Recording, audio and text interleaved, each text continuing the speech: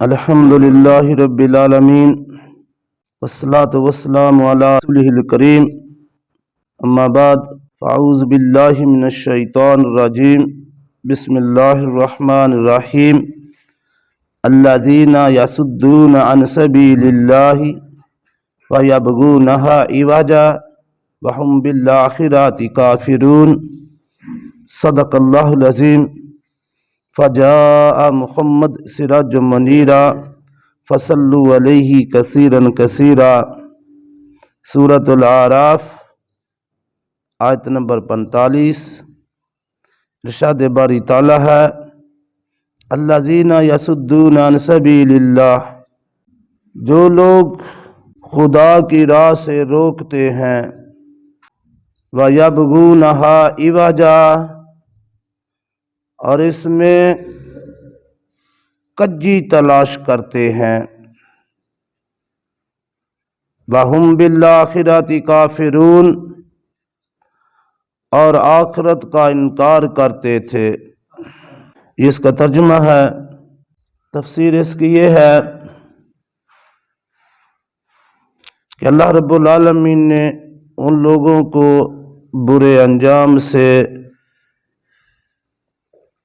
ڈرایا ہے جو لوگ دوسروں کو بھی سیدھی راہ سے روکتے ہیں، اور یہ لوگ کافر ہیں۔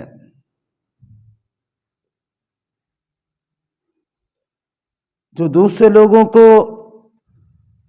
راہ حق سے روکتے ہیں اور جو راہ حق پر چلنے والے ہیں ان کے ساتھ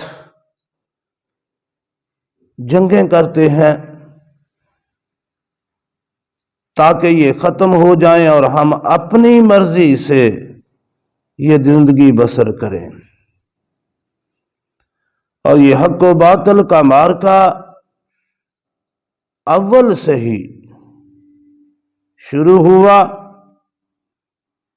اور آخر تک، قیامت تک یہ جاری رہے گا۔ لوگ حق بات کی دعوت دینے والے بھی موجود رہیں گے، حق بات کا اعلان کرنے والے، حق بات کو بلند کرنے والے بھی رہیں گے، اور ان کا راستہ روکنے والے بھی رہیں گے، اور ان دونوں کے درمیان یہ تکرار، یہ لڑائی جھگڑا اور یہ جنگ جاری رہے گی۔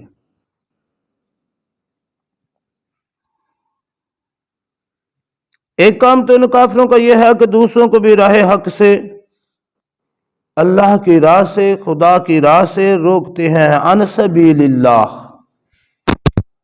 وہ راستہ جو بندے کو اللہ سے ملاتا ہے۔ اللہ اکبر۔ اب یہ اللہ سے جو ملن ہے، یہ صرف بات ہی نہیں، اگر دل میں محبت خدا پیدا ہو تو اس کی سمجھ پھر لگتی ہے۔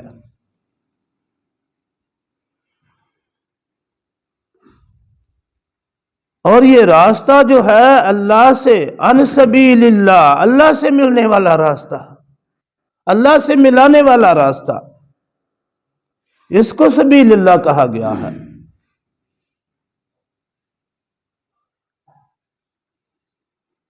اور کس کا جی نہیں چاہتا کہ میں اپنے مالک حقیقی سے ملوں؟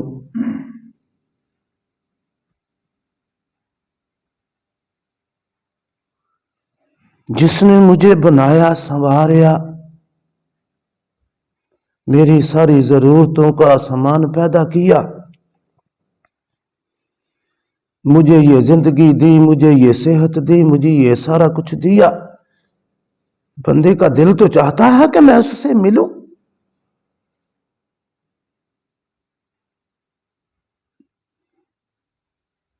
اور یہ دین والا راستہ جو ہے، اسلام والا راستہ جو ہے، یہی سبیل اللہ ہے، یہی اللہ سے ملانے والا راستہ ہے۔ اور جو کافر ہیں وہ اس راستے سے روکتے ہیں، اور خدا کا بندہ جو ہے وہ اس راستے پر چلتا ہے، چاہے جتنی مرضی رکاوٹیں آئیں، وہ ہنسی خوشی ان رکاوٹوں کو عبور کرتا چلا جاتا ہے۔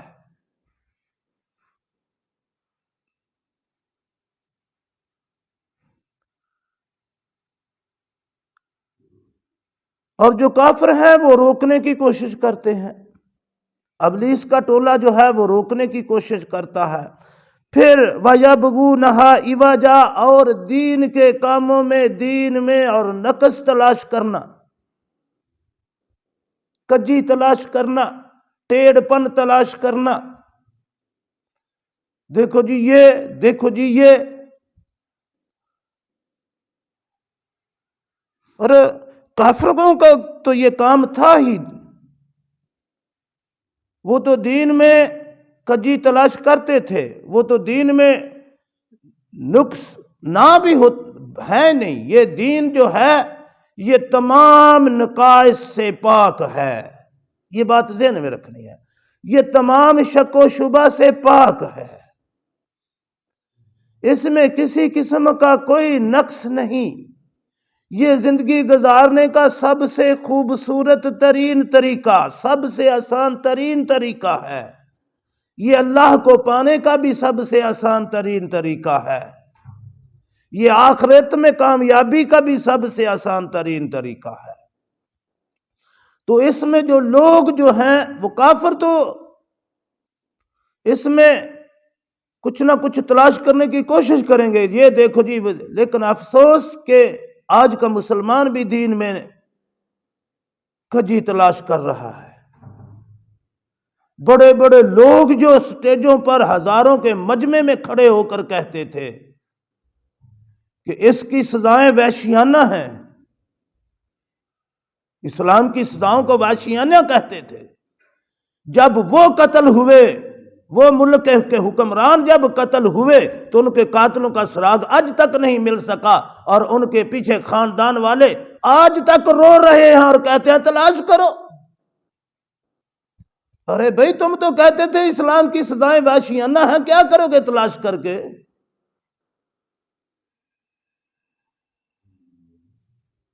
آپ نے بھی، میں نے بھی یہ سارے منظر دیکھے ہیں۔ خدا کی لاٹھی بڑی بے آواز ہوتی ہے، جب وہ برستی ہے تو پیچھے خاندان اجڑ جاتے ہیں اور روتے رہتے ہیں۔ مسلمان ہو کر وہ اسلام کے قوانین میں کجی تلاش کرتے اور اس کے قانون پر، اسلام کی سزاؤں پر وہ اعتراض کرتے، پھر ان کا جو انجام ہوا وہ میرے تمہارے سامنے ہے۔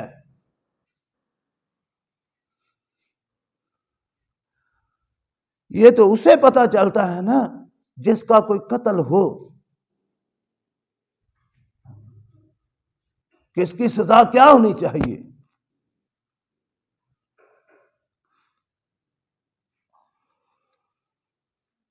تو اس کی سزاؤں کو اسلام کے قوانین میں آج بھی کافر اعتراض کرتے ہیں،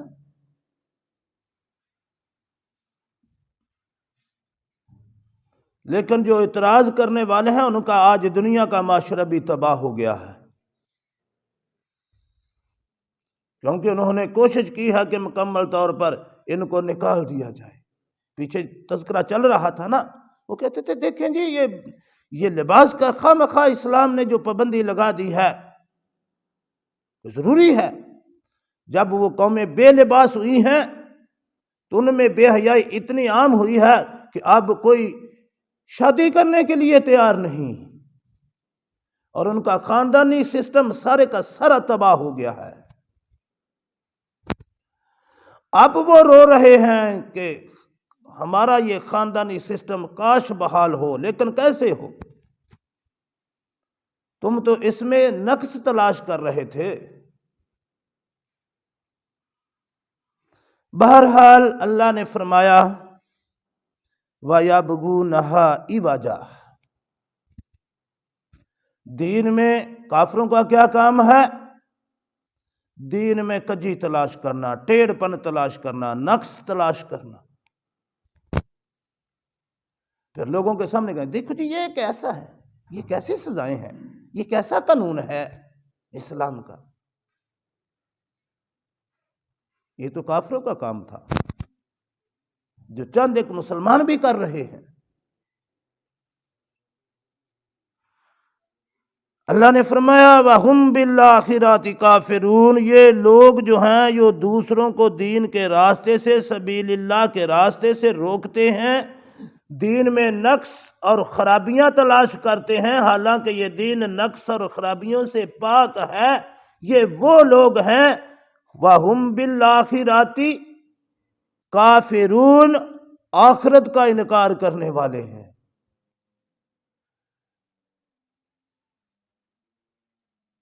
آخرت کو نہیں مانتے، ان کا یقین آخرت پر ختم ہو چکا ہے۔ دیکھیں ایک مسئلہ یہاں سمجھ لیں،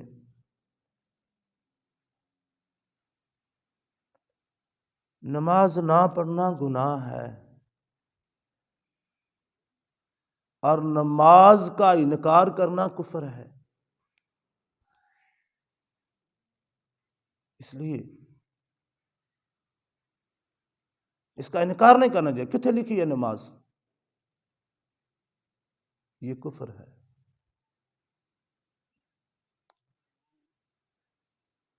پھر جو نماز پڑھنے والے ہیں ان پر ان کے نقص تلاش کرنا، لوگوں میں بیٹھ کر دیکھو جی فلاں نمازی ایسے، تاکہ لوگوں کے دلوں میں نمازیوں کی اور نماز کی اہمیت ختم ہو۔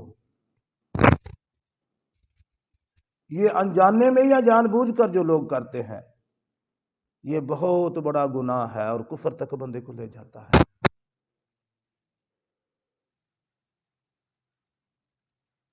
ہمیں اپنے گریبان میں جھانکنا چاہیے۔ میں کسی کے عیب تلاش کرتا رہوں، اس میں 2 4 10 20 ہوں گے، میں اپنے اندر تلاش کروں، یہاں تو ہزاروں ہیں۔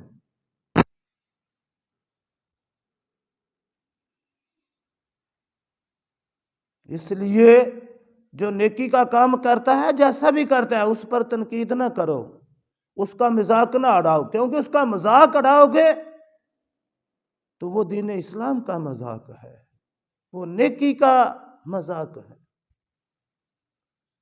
اور اللہ کو یہ چیز پسند نہیں۔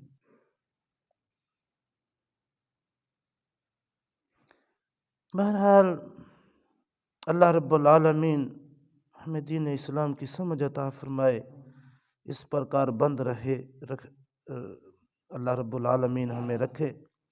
وما علینا الا البلاغ المبین۔